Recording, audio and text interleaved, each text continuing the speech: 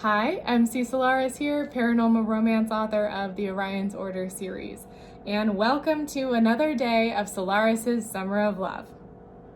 I'm excited to continue the conversation all about love.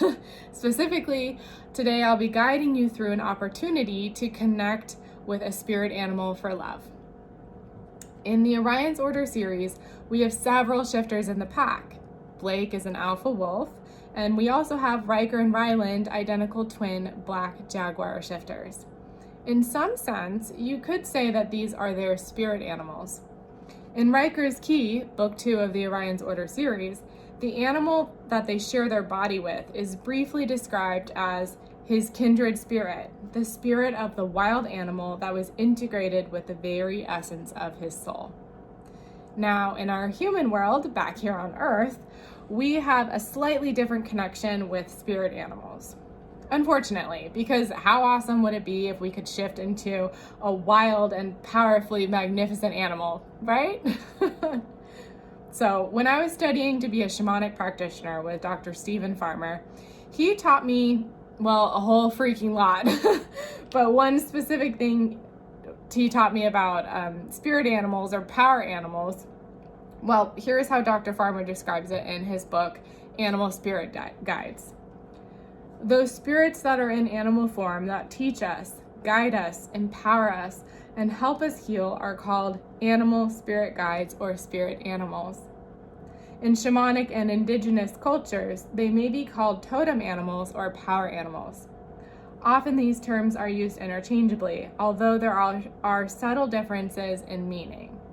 The term power animal has its origins in shamanism.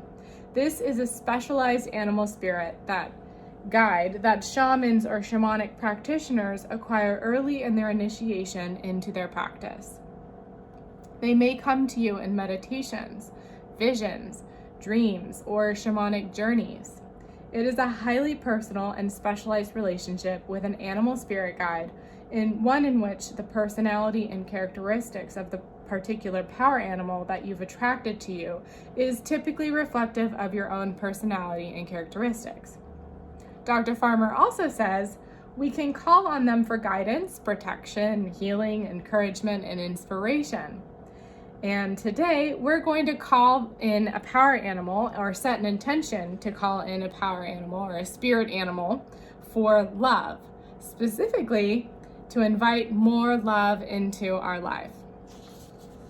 Okay, so are you ready? Are you ready to call in a spirit animal to invite more love into your life? Okay, so what's the first animal that popped into your head? Seriously, it can be that simple. Although I love a good ceremony with lots of prep and intricacies, sometimes things don't need to be so complicated. And calling in a spirit animal guide to invite more love into your life is one of those things to me. Okay, so what animal came to you? Could be a four-legged or winged or even an insect or a fantasy creature too. Whatever animal came to you, trust that. Maybe it's not what you thought it would be. That's okay. Just let go of your expectations and honor what came to you. Some questions that you can ask yourself: what characteristics does this animal creature possess? Do any of those resonate with you? Can you see any of those tying into your personal journey of how you can invite more love into your life? Like, let's take a look at a dragon, for example. Why? I don't know. It just popped into my head. So what can a dragon teach me about calling more love into my life? Well, I'm thinking of their skin, which is like armor. It's fireproof, it's strong, it's protective. Sometimes calling and cultivating more love into your life is about having strong boundaries and strength to establish and hold those boundaries.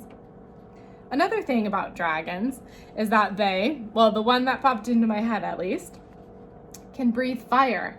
And this one knows what it wants. It's like single-minded focus, and it will literally blaze down anything in its path. So maybe that means burning away all the clutter and negativities and blocks or things that are in the way of your goal to call more love into your life. not letting all the noise and chaos and people and things get to you. Another thing about dragons that comes to mind is that sometimes, again, at least the one in my head for sure is like this, they covet treasure. Like this one has like a mountain of gold and shiny and valuables and riches. And it has this sort of like decadent and luxurious and relaxed vibe to it. And it's unashamed too. Like it totally knows it likes luxury and the finer things in life. And it just completely owns that. So what is luxurious to you? Can you treat yourself with something luxurious with the intention of calling in more love into your life? Like a spa day, a mani-pedi, a facial, a delicious dessert or a meal, date night with a prospective or a long-term lover, buying that bracelet or outfit or whatever it means to you. One more thing about dragons. They are possessive and protective creatures. So maybe that translates to being more possessive and protective with your time. Maybe you're the type of person who gives and gives and gives and gives and is constantly running on empty.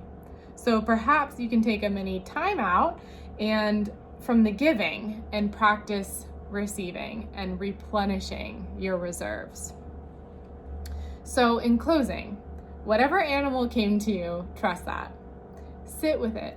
Ponder it, see how it lands. Maybe it's immediately clear what it means. Maybe it isn't, but in like a couple days or weeks or months, you might make more sense or you might uncover more and more layers. All right, so feel free to drop a comment. Let me know what you think. Feel free to share the animal that came to you, any aha moments, characteristics, whatever it is. And I hope you enjoyed this gift from Solaris' Summer Love from me to you. Bye.